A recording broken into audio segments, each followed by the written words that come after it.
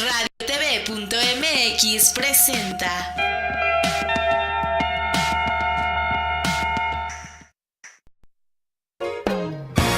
Pulso Saludable, cuidando tu estilo y forma de vida. Un programa diseñado especialmente para ti que te ocupas de tu salud. Conduce Liliana Noble.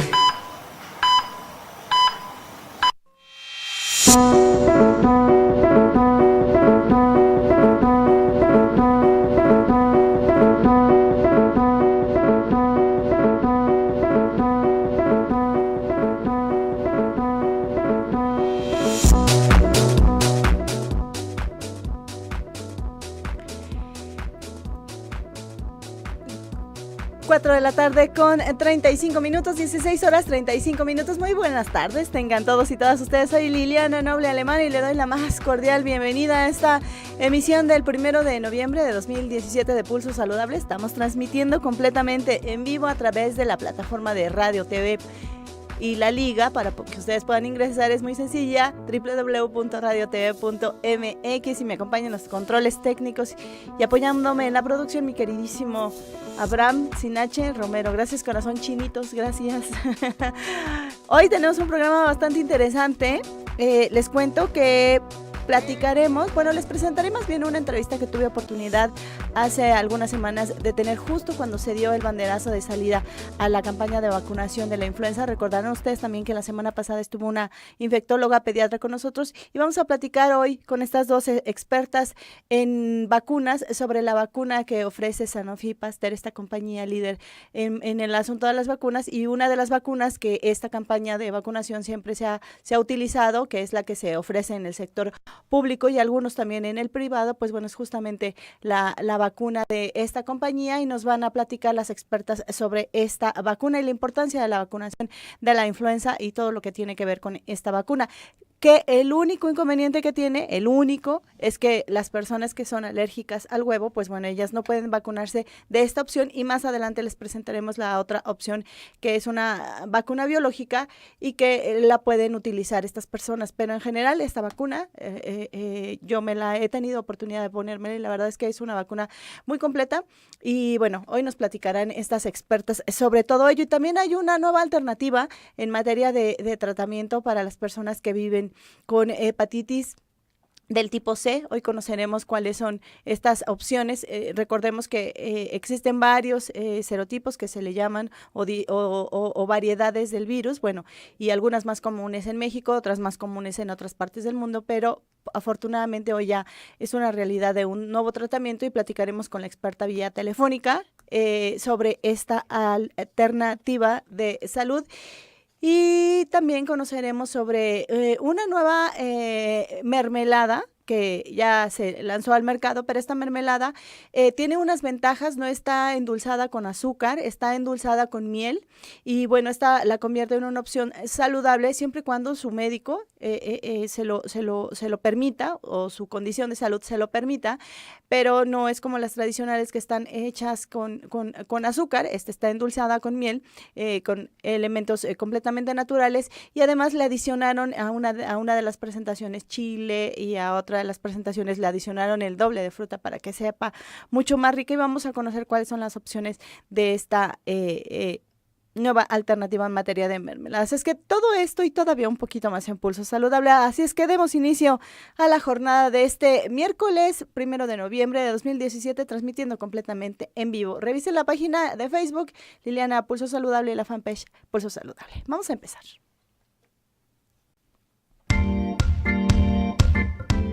El reporte especial en Pulso Saludable.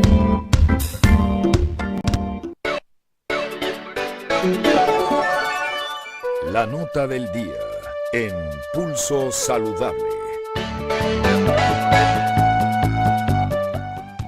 4 de la tarde con 38 minutos, 16 horas 38 minutos, y les decía que les voy a presentar en este momento una entrevista que tuve oportunidad de tener con dos importantes médicos. Una de ellas es la referente, la directora médica del área de vacunas para México de Sanofi Pasteur, que es la división de Sanofi, que tiene que ver justamente con las vacunas. Y la otra doctora, ella es una de las médicos que trabaja internamente también en esta compañía, y ella es la responsable de la vacuna de la influenza a nivel Latinoamérica. Así es que platiqué con ellas de la importancia de la vacunación, de este tipo de vacuna y de todo lo que tenga que ver con la influenza, y también de aquellos mitos y realidades. Recuerda que mucha gente dice que no hay que vacunarse contra la influenza. No haga caso, vacúnese, porque es muy importante. Y ya nos explicaban, y nos van a explicar de nueva cuenta estas expertas, que además estas vacunas están hechas de virus atenuados, es decir, ya está muerto, y además están fragmentados, es decir, que el virus lo partieron en cachitos, como nos decía, nos hacía ver la doctora Espinosa la semana pasada. Y bueno, tampoco existen posibilidades de que tengan vida estos virus y puedan infectarnos. Lo único que se hace es que se utilizan estos fragmentos de los virus para poder empezar a generar esta respuesta inmunológica en los seres humanos y evitemos el contagio de la influenza, que recordemos que también la influenza, de no ser atendida a tiempo, puede complicarse y llevar a la persona literalmente a la muerte. Así es que escuchemos esta interesante entrevista y después lo platicamos. Amigos, amigas de Pulso Saludable, comienza la época invernal y hay que prevenir, y la vacunación es muy importante, y se encuentran dos guapísimas mujeres conmigo. Les voy a pedir que se presenten. Ustedes están viendo Sanofi Pasteur, que es líder en vacunación en nuestro país, y tienen una de las mejores vacunas para la influenza. Así es que es importante que la gente conozca que de octubre a abril, marzo más o menos, es la época en la que más auge tiene la influenza, y es importante que se vacunen, porque si todos nos vacunamos, protegemos al que está habitando con nosotros en nuestra casa, y si hacemos esto en todas las familias, pues bueno, mucha menos población va a sufrir de los estragos de la influenza. Y recuerden que la influenza en personas con obesidad y con diabetes mellitus es mucho más compleja, o con enfermedades como el cáncer es mucho más compleja que en otras personas. Y también esta influenza ataca a personas que estamos entre los 30 a los 60 años, entonces como podrán ver es un virus bastante importante y hay que prevenirlo. Y la única alternativa vigente, bien documentada y que bien vale la pena tener, es la vacunación, y para ello se encuentran primero de mi lado izquierdo, que va a ser el derecho de ustedes. ¿Tu nombre y tu cargo, hermoso? Soy Patricia Cervantes y actualmente soy responsable de la vacuna de influenza para toda América Latina. ¿Y tu corazón? ¿De mi Yo lado soy derecho? Alejandrina Malacara, soy director médico para Sanofi Pasteur México. Alejandrina, me gustaría iniciar un poquito contigo la parte de la división. Sanofi tiene una división, la de Pasteur, y ustedes tienen vacunas. Platícame un poquito de cuál es el compendio general de esta división de negocio de ustedes. De la división de vacunas. Bueno, es una división muy interesante porque nos dedicamos sobre todo a la prevención. Claro. Tenemos tenemos muchas vacunas a nivel global, unas registradas aquí en México, y una de las principales ahorita es la de influenza, ¿no? Entonces, es el momento de hablar de ella, porque ahorita empieza la temporada de influenza, es el momento de empezar a vacunarnos para prevenir, como tú bien mencionaste, tener la enfermedad en los próximos meses. Ahora, doctora, mucha gente de pronto piensa que la vacunación pudiera no ser tan efectiva, porque algunas personas refieren que en el momento en el que fueron vacunadas o inoculadas, como ustedes los médicos le llaman, pues les fue peor, pero todavía no saben cómo puede ser peor si ni siquiera les ha dado influenza, y esperemos que no les dé, porque seguramente es peor. ¿Qué pasa? ¿Por qué existe algún tipo de reacción ante la vacunación? Bueno, hoy por hoy la vacunación sigue siendo la forma mucho más efectiva y segura de prevenir la influenza. Claro. Cada año la influenza es capaz de enfermar alrededor del 30% de la población cuando hablamos de niños, de la población mundial, y de 10% de la población cuando hablamos del resto, ¿no? Entonces, la posibilidad de tener influenza cada año es muy alta. Pero la posibilidad de no tener influenza o sus complicaciones cuando te vacunas se reduce muchísimo cuando usas la vacuna. Por ejemplo, la gente que se vacuna, de cada 10 personas que se vacunan, entre 6 y 8 no van a padecer influenza. Pero también dentro de la gente que se vacuna, y de la gente que padece influenza y que llega a hospitalizarse, alrededor del 90% de esas personas no estaban vacunadas con influenza. Entonces podemos darnos cuenta que la influenza es capaz de evitar que tengas influenza o capaz de evitar que estés hospitalizado.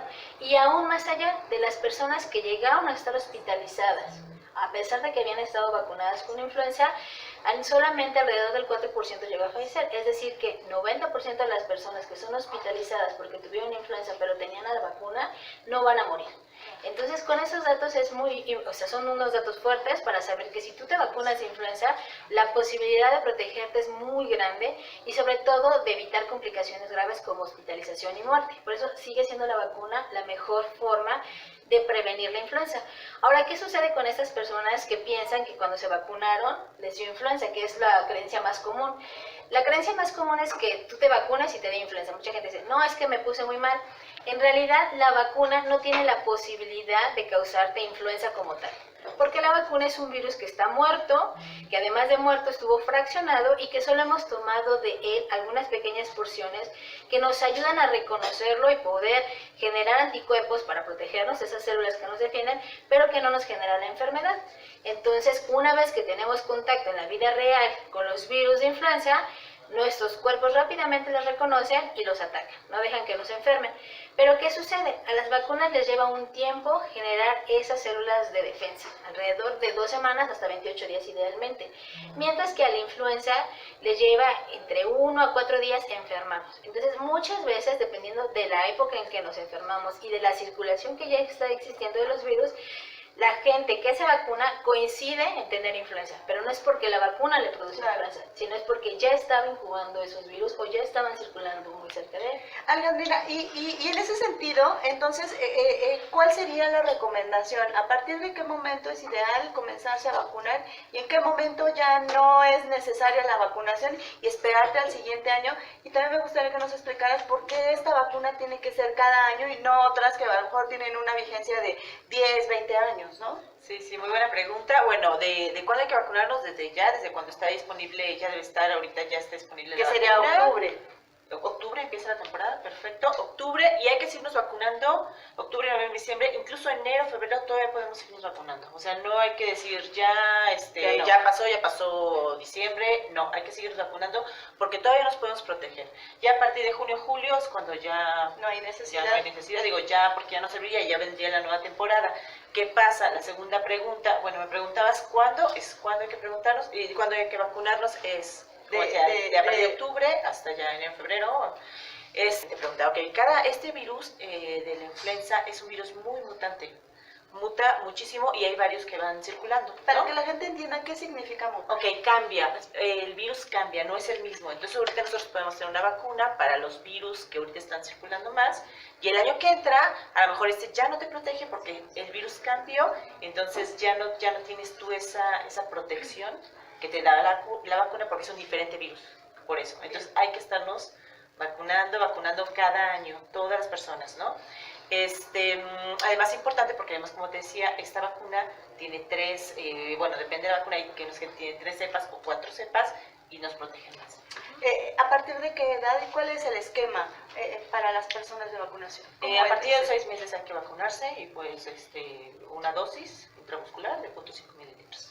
Ahora bien, en caso de pediatría, si es la primera vez que los niños se vacunan, que son muy chiquitos, entre los 6 meses y los 8 años, o que nunca han tenido influenza, solo en ese caso, ese primer año deberían de tener 2 dosis, una dosis hoy y una dosis en 28 días. ¿Qué ocurre con las personas que tienen una enfermedad y comorbilidades? No sé, tienen obesidad y diabetes, obesidad, hipertensión, o a lo mejor todo ello, y también tienen Alzheimer, Parkinson, o incluso están en una terapéutica para VIH, utilizando algún antirretroviral, o su quimioterapia, radioterapia, y las mujeres embarazadas. Todos ellos también tienen derecho a la vacunación, ¿cierto? De hecho, todos ellos, por tener esas enfermedades, casi todas las enfermedades de base que mencionaste, tienen un riesgo incrementado cuando tienen influenza. ¿Qué significa esto? Que si yo no tengo esa enfermedad y me da influenza, me puedo complicar. Pero si tengo esa enfermedad, la probabilidad de tener complicaciones y hospitalización incrementa muchas veces. Por ejemplo, en el caso de diabetes, hay estudios desde 3 hasta 8 veces que te puedas hospitalizar. En el caso del infarto al miocardio, hasta 6 veces. Una persona que tiene diabetes y que tiene influenza puede infartarse más veces, con más frecuencia que alguien que no lo tiene. Claro. Entonces es cuando hablamos de riesgo. Todas las personas que están dentro de los grupos de riesgo, que incluye, como bien lo mencionaste, embarazadas, niños pequeños simplemente por la edad, aunque sean sanos, adultos a partir de los 65 años simplemente por la edad, que tienen diabetes, que tienen enfermedad cardiovascular, que tienen asma o que tienen enfermedad pulmonar obstructiva crónica, que tienen VIH o que tienen alguna otra inmunodepresión, son pacientes que se les considera de alto riesgo. ¿Qué quiere decir alto riesgo? Que si les da influenza van a tener peores consecuencias que aquellos pacientes que no tienen estos factores de riesgo. Entonces todos ellos deben de vacunarse como prioridad. Eso no quiere decir que el resto no tenemos que vacunarnos. El resto también se tiene que vacunar porque tiene riesgo, solo que esos son los que más riesgo tienen. Deben de ser la prioridad. Alejandra, esta vacuna se encuentra en la cartilla nacional de vacunación. Está disponible para, los grupos más En la vulnerables. Secretaría de Salud está sobre todo para los grupos más de riesgo, les llamamos, que serían los niños menores de 5 años, las embarazadas, los pacientes con diabetes, Claro. a veces llaman descontrolada, pero es en realidad los diabéticos, ¿no? Claro. Y mayores de 60 años. Y los que estamos en intermedio hay que adquirir la vacuna de forma privada. Sí. De hecho, hay dos grupos que no hemos mencionado, que es Claro. obesidad crónica, o sea, obesidad mórbida. Mórbida, que sí, tiene es una más o ajá, menos y 150 pulmonar. kilogramos de peso. Pues a partir como de obesidad de primer grado ya es obesidad. Y también el personal de salud. Que Claro. entonces muchas veces no consideramos, pero simplemente por ser doctor, enfermera o rescatista, lo que sea, tienes que vacunarte. Y en las situaciones especiales, como son estas situaciones que hoy estamos viviendo en el país, en que tienes lugares de hacinamiento, también esas personas. ¿Tu mensaje final, Alejandra? Pues hay que vacunarnos todos, o sea, no importa la edad, a partir de los 6 meses, sobre todo embarazadas, sobre todo llevar a tu abuelito, a tu papá, a tus hijos, a todos a vacunarlos. Doctora Pati, ¿tu mensaje Pues final? mi mensaje final es que recuerden que la influenza no es una enfermedad común, que la vacunación sigue siendo la mejor medida para prevenir y que justo estamos en la época ideal para vacunarnos y evitar complicaciones, suspensiones, incluso muerte por influenza. Un dato adicional, ¿se conoce cuántos millones de dosis se van a utilizar? Porque entiendo que la vacuna de ustedes es la que se va a distribuir en el sector público, ¿cierto? Ciertamente no es solo nuestra vacuna, pero más o menos son alrededor de 35 millones de dosis las que se reparten a nivel público. Muy bien. Y en los estados, que hacen favor de seguirnos a través de www.radiotv.mx, primero para la gente del sector de salud, que mantengan las dosis en tiempo y forma y con los cuidados necesarios para que después no se desechen, ¿no? Exacto, sí, es una pena que a veces se quedan vacunas, entonces hay que hacerlo de forma muy activa, hay que hacerlo lo más tempranamente posible, pero lo que dijo Ale, que es muy importante, es que recordar que la temporada de influenza es una temporada larga y que si los pacientes no han llegado oportunamente, el día que lleguen, aún ese día hay que vacunarlos, hay que ofrecerles la oportunidad de evitar influenza porque la circulación del virus acaba por abril. Y finalmente también las personas de verdad acudan a los centros de salud si tienen la disponibilidad, si se hace saber en sus colonias, en sus entidades, que está disponible la vacuna, hasta en el metro, de verdad no la desaprovechen, no piensen que es algo extraordinariamente difícil de superar, no va a pasar nada y es mejor estar vacunados. Investiguen en gente que le ha dado influenza y no le han pasado nada bien, Nada ¿cierto? bien, sí. Cuídense y cuiden a nosotros, como bien dicen. Hasta la próxima, soy Liliana Naulete. Amigos, amigas de Pulso Saludable. 4 de la tarde con 52 minutos. Ay, qué bonito se ve mi logo de Pulso Saludable. Oigan, este logo, debo decirlo, que está protegido por el Instituto Nacional de la Propiedad Industrial. Tengan mucho cuidado y lo digo en serio porque de pronto me he topado con cosas desagradables en Facebook. También ellos me han ayudado mucho a proteger todos los logos, los corazones, el nombre, pero sí es importante que la gente nos ayude.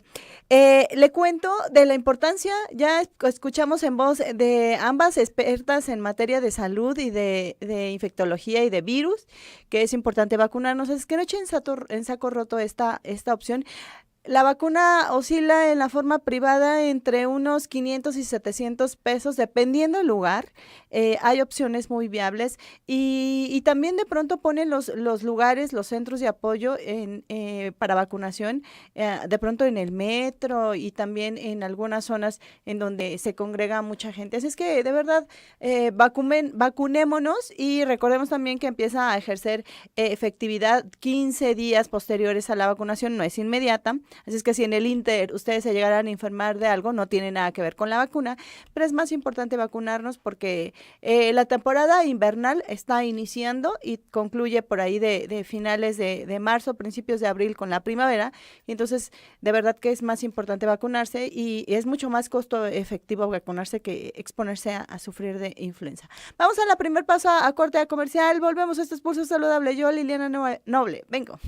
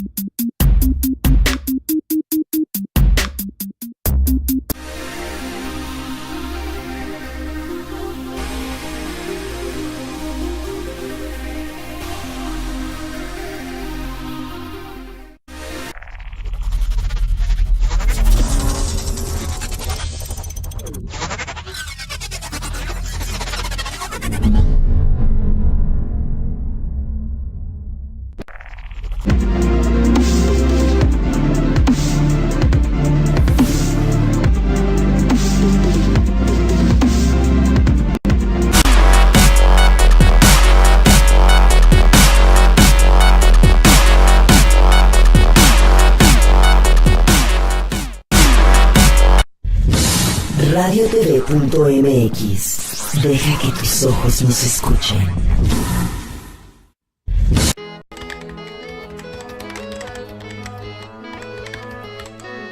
4 de la tarde con 55 minutos, 16 horas 55 minutos, miércoles 1 de noviembre de 2017. Seguimos transmitiendo completamente en vivo a través de www.radiotv.mx. Me puede ver y escuchar en esta plataforma. Y como le decía en el inicio de la jornada de trabajo del día de hoy, platicaríamos con una experta sobre una nueva terapéutica para la hepatitis del tipo C. Ya se encuentra en la línea telefónica conmigo la doctora Rubí Chirino, quien es directora de Gilead Science. Escuchamos la rúbrica y después platicamos con ella.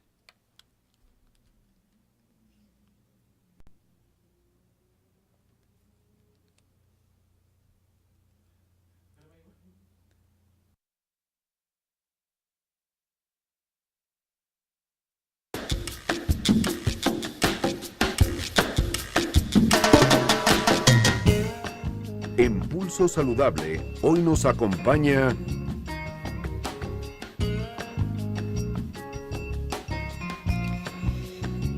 Y le doy la más cordial bienvenida en esta tarde del el primer día de noviembre de 2017. Dicen que hoy es el Día de Todos los Santos. Mañana les tendremos un programa bastante interesante sobre todas estas tradiciones y también lo que se estila hacer en materia de salud. Pero, entre tanto, hoy platicaremos con la doctora Rubí Chirino, le decía yo, directora médica de Gilead Science, sobre esta nueva terapéutica que hoy se hizo la presentación en conferencia de prensa en la mañana en un lugar importante y se hizo la presentación de esta nueva alternativa de tratamiento para quienes viven con hepatitis del tipo C. Doctora Rubí, gracias por tomar la llamada de Pulso Saludable. Muy buenas tardes. ¿Qué tal? Buenas tardes, Liliana. Muchas gracias. Oiga, doctora, platíquenos rápidamente de los virus que puede adquirir el ser humano de hepatitis existen del tipo A, del tipo B, del tipo C y otro que le denominan que no es ni A, ni B, ni C y por ahí. Pero de los más dañinos a la salud sería el tipo B o el tipo C, doctora. Sí, los virus existen varios virus que pueden afectar al hígado. Dentro de las hepatitis virales tenemos diferentes virus, como bien lo mencionas, hepatitis A, hepatitis B, hepatitis C, hepatitis D y hepatitis E. Esos son los que se han descrito y son virus distintos entre sí, con diferentes mecanismos de transmisión y diferentes formas de daño. Claro. La hepatitis C es una enfermedad es una infección que causa el virus de hepatitis C, como se le llama, y causa una hepatitis crónica, es decir, un proceso inflamatorio crónico del hígado, y que con el tiempo este virus provoca que se genere una cicatrización en el hígado, que nosotros llamamos fibrosis, Claro. y que con el tiempo es una causa de cirrosis, es decir, la cirrosis hepática puede estar causada por la infección del virus de la hepatitis C. Muy bien. Ahora bien, me menciona algo que es muy importante que la gente conozca. Estas fibrosis o como cicatrices, yo me imagino que deberían ser o que se pudieran describir así. ¿Hacen que este tejido se muera? ¿Esta parte del hígado se muere o simplemente deja de tener una función completa el órgano? Sí, lo que va pasando en el transcurso del tiempo cuando es agredido por este virus, ¿no? El virus se replica dentro de la célula del hígado, le causa un proceso inflamatorio y rompe la célula. En aras de regenerarse el hígado, va depositando cicatriz. Entonces, la cicatriz es un tejido que no funciona, es nada más la marca de que tuvo un proceso inflamatorio, y con el tiempo el órgano empieza a ser rígido, es pequeño y su función disminuye. Entonces, la cirrosis hepática es un órgano rígido, duro, pequeño, en donde la función está disminuida. Y cuando ya llega a grados avanzados, pues la cirrosis se descompensa, presentando estas complicaciones pues muy graves que presenta una persona que tiene cirrosis, como puede ser el sangrado de tubo digestivo, ¿no? De ruptura de varices esofágicas, la presencia de líquido en el abdomen que llamamos ascitis o encefalopatía, o tienen un riesgo mayor de presentar cáncer de hígado. Es decir, el proceso inflamatorio tarda en formar la cicatriz un periodo de tiempo relativamente largo, Sí. Aproximadamente unos 20 años en promedio, pero el cuadro clínico de la cirrosis pues sí ya es una situación muy delicada y grave. Ahora bien, doctora, esta hepatitis del tipo C, ¿cómo es que la adquirió el ser humano? ¿A través de qué formas de contagio? Sí, existen factores de riesgo ya descritos para hepatitis C, que prácticamente es contacto de sangre, ¿no? Sangre contaminada. Y se describen los factores de riesgo más importantes, el haber recibido una transfusión antes de 1994. Este virus fue descrito en 1989, o sea, tenemos 30 años con esta enfermedad, Sí. y la gran noticia es que a 30 años tenemos una opción para curarla. Pero estas infecciones antes del 94 no existían los mecanismos para poder tener sangre segura. Entonces, previa a esa fecha, 94, cualquier transfusión de productos sanguíneos, sangre, plasma, plaquetas, se considera un factor de riesgo de haber adquirido esta enfermedad. Otra sería cualquier procedimiento quirúrgico dentro de esas fechas. Y las personas que se hacen tatuajes, ya sean cosméticos o en el resto del cuerpo, lo que tienen es un factor de riesgo para poder infectarse si lo hacen en lugares insalubres, al igual que las perforaciones. Otro de los factores de riesgo que se han descrito es el uso de drogas intravenosas o el uso de drogas inhaladas. Claro. Y la posibilidad de transmisión sexual o vertical, que decimos de una madre que es portadora de hepatitis a su hijo. Al momento del nacimiento.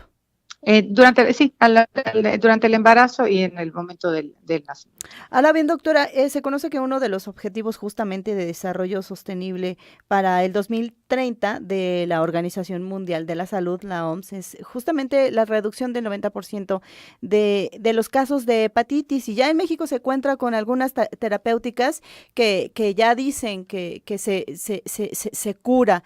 Otros médicos le llaman que no es una cura como tal, sino una cura virológica, porque la carga viral casi se reduce al máximo en una detección de una prueba. Y ustedes ya se suman a este compromiso justamente el día de hoy haciendo la presentación de esta nueva terapéutica. Sí, esta terapia de la que estamos hablando es una combinación en una sola tableta de dos agentes antivirales directos. Entonces, son dos fármacos que tienen una acción directa en diferentes sitios de la replicación del virus. Claro. Entonces, logran atacar la forma de replicación del virus, por lo tanto, eliminar la presencia de replicación del virus y curar la enfermedad. En términos clínicos, eso es lo que nosotros llamamos curación.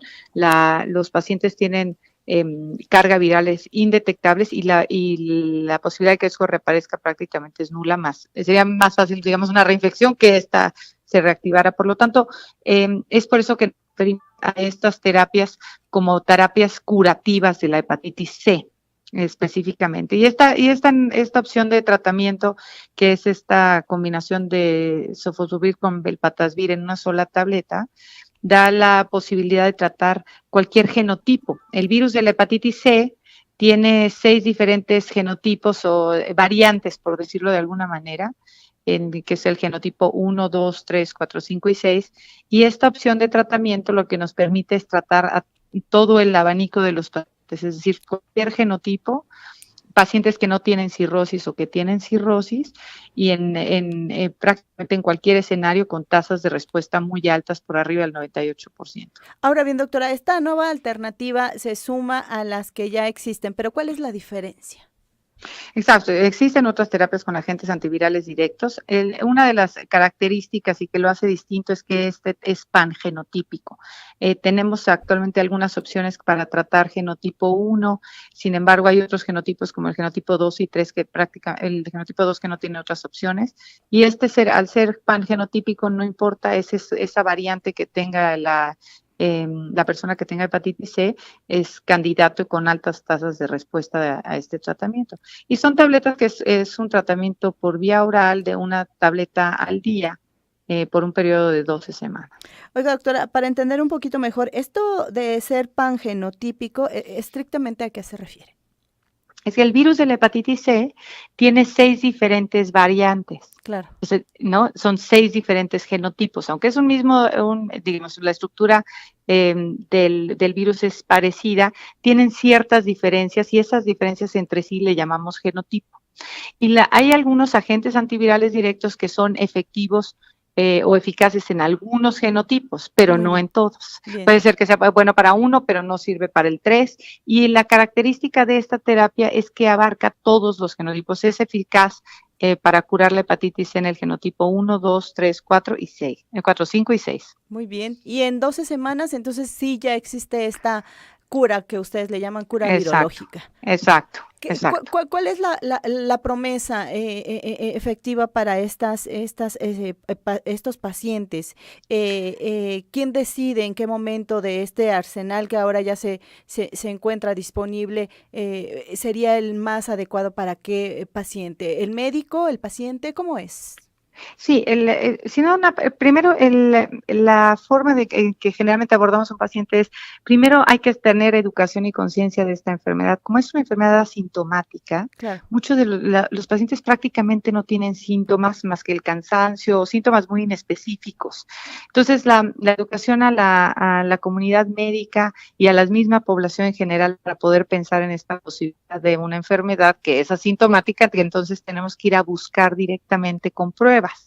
Entonces, una vez que un paciente tiene una prueba positiva de anticuerpo contra hepatitis C, que esa es la prueba, digamos, de inicio que se hace ante una sospecha o ante la búsqueda de la hepatitis, claro. Si este es positivo, entonces se tiene que continuar un camino. Se busca la carga viral, se hace la determinación del genotipo, y se evalúa qué tanto daño ha provocado esta infección en el tiempo, porque puede ser que una paciente se infectó durante un parto en los años 80 y para esta fecha lleva muchos años y es posible que ya tenga un daño permanente y tenga cirrosis. Claro. A que una persona en una transfusión, tal vez en el 94, por un accidente, por ejemplo, tenga menos tiempo con esta enfermedad y no tenga tanta cirrosis. Entonces tenemos que evaluar eso. Y una vez que se tiene la evaluación de toda esta información, el médico toma la decisión de cuál sería la mejor opción. Claro. ¿No? De terapia. Y yo le quisiera preguntar, doctora, en México también conocemos que mucha gente, mucha población, tiene cirrosis por una condición de alcoholismo, ¿no? Desafortunadamente hay un importante problema en esa área de la salud en nuestro país, en esa adicción. Yo le quisiera preguntar si las manifestaciones entonces de la cirrosis a consecuencia de la hepatitis del tipo C o a consecuencia del alcoholismo, finalmente cirrosis se comportaría de la misma manera, seguiría la enfermedad su mismo curso por ser finalmente cirrosis. Sí, en México, como bien lo mencionas, de los casos de cirrosis hepática, que es la cuarta causa de muerte en el adulto en México, o sea, es una causa de muerte muy importante.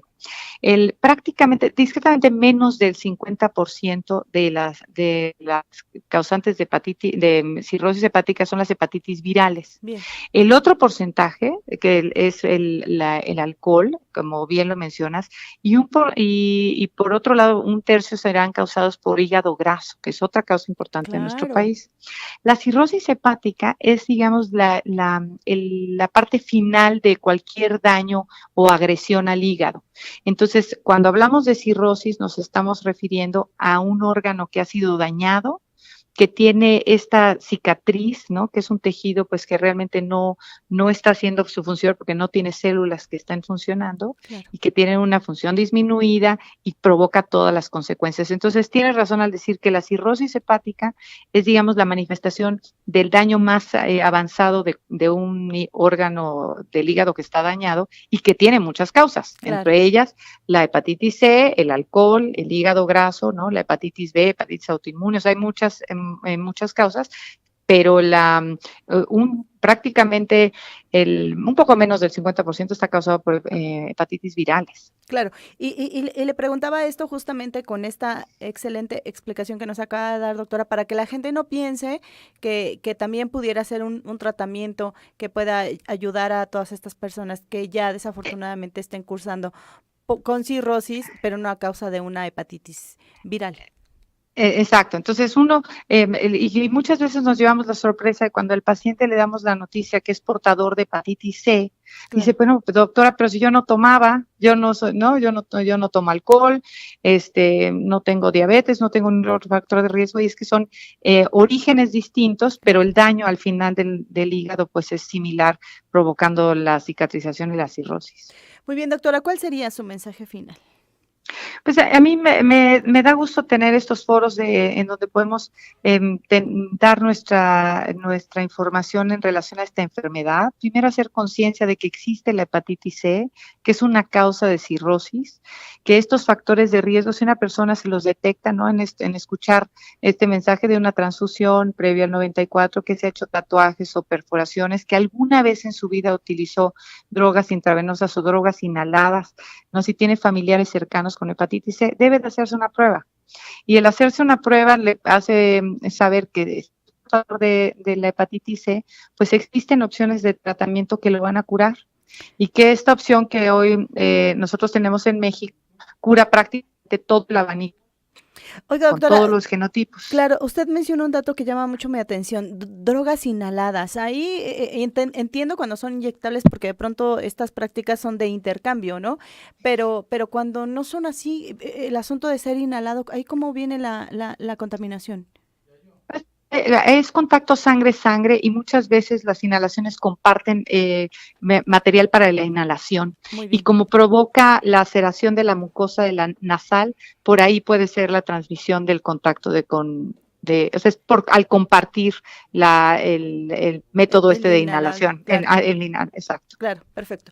Doctora, pues le agradezco que se haya tomado la molestia de participar este día con nosotros y de un asunto tan importante que no debemos echar en saco roto, y sobre todo que hoy mucha gente está convencida de que hacerse un tatuaje está de moda, está en boga, o un piercing, porque se ven, de pronto son obras de arte muy interesantes, claro, pero hay que tener mucha consideración de en dónde se ha hecho, pedir todas las credenciales de Secretaría de Salud, que haya extendido COFEPRIS en sanidad y darnos cuenta de que todo lo que utilicen sea 100% limpio, que esté desechado y que no sea reutilizable con nosotros para evitar el contagio.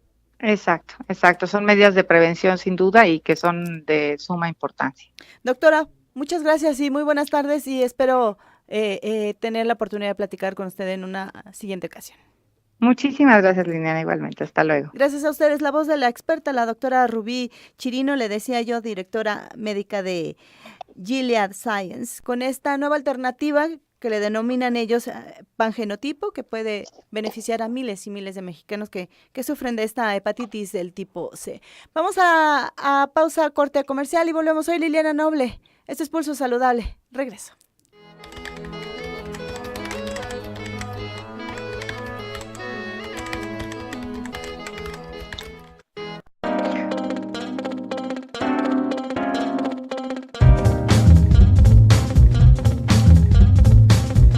Liliana. Ay. Liliana. Liliana, nada más me despido de ti. Sí, Liliana, me despido de ti. Con mucho gusto, gracias a ti. No te preocupes, hasta luego.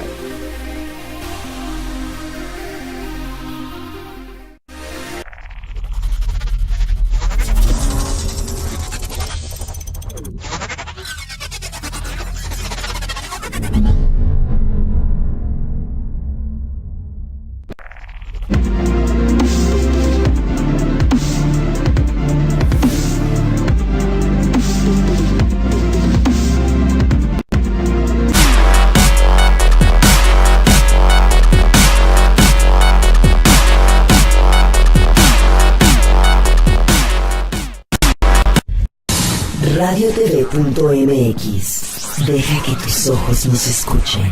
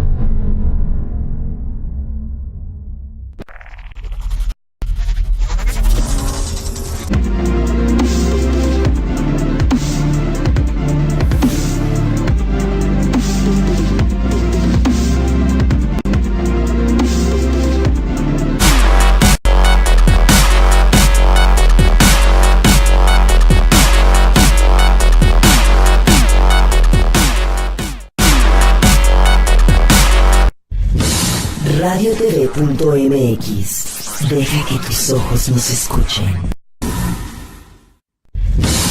RadioTV.mx.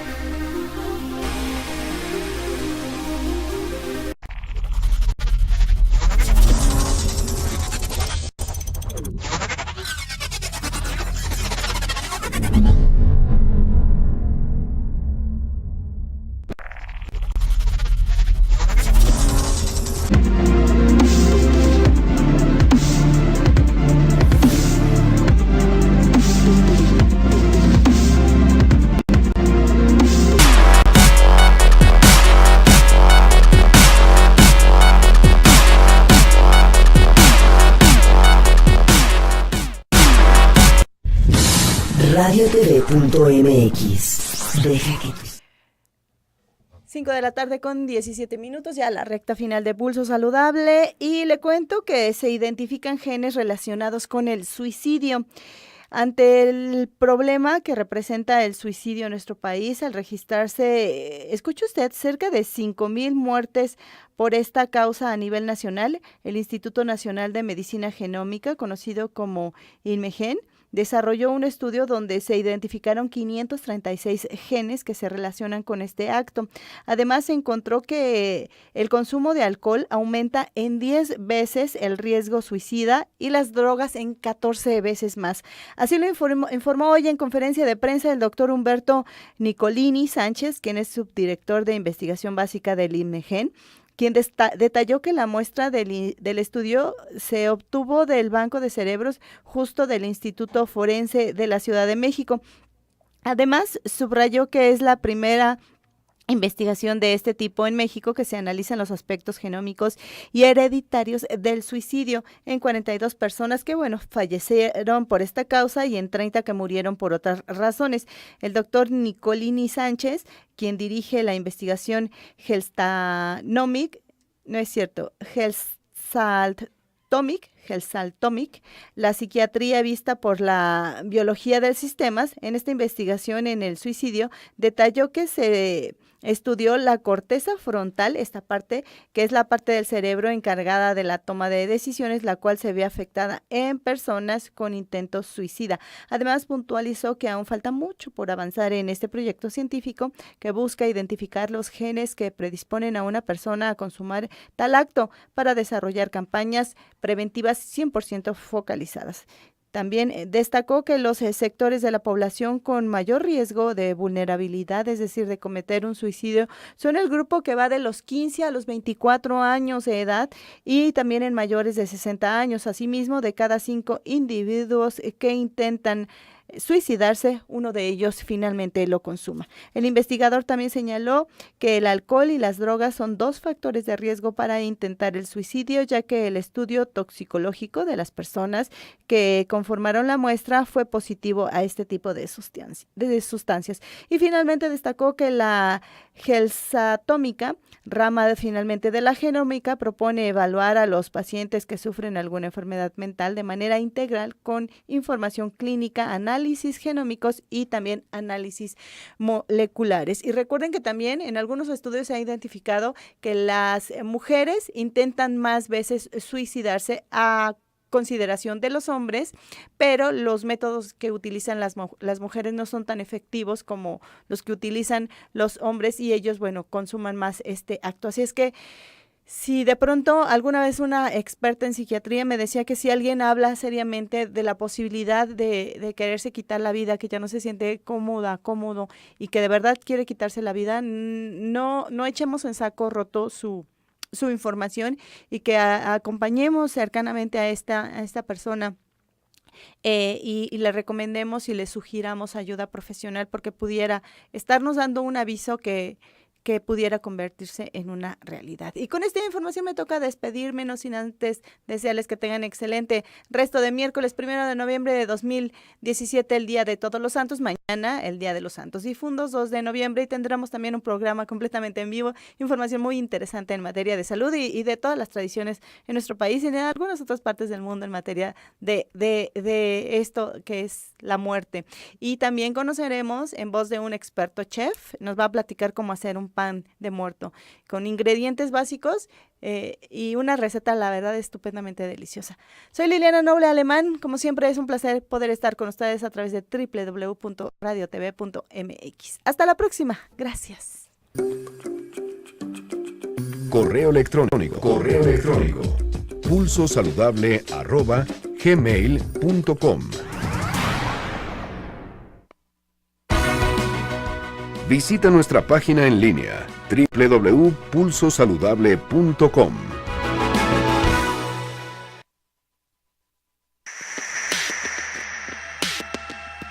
Radiotv.mx presentó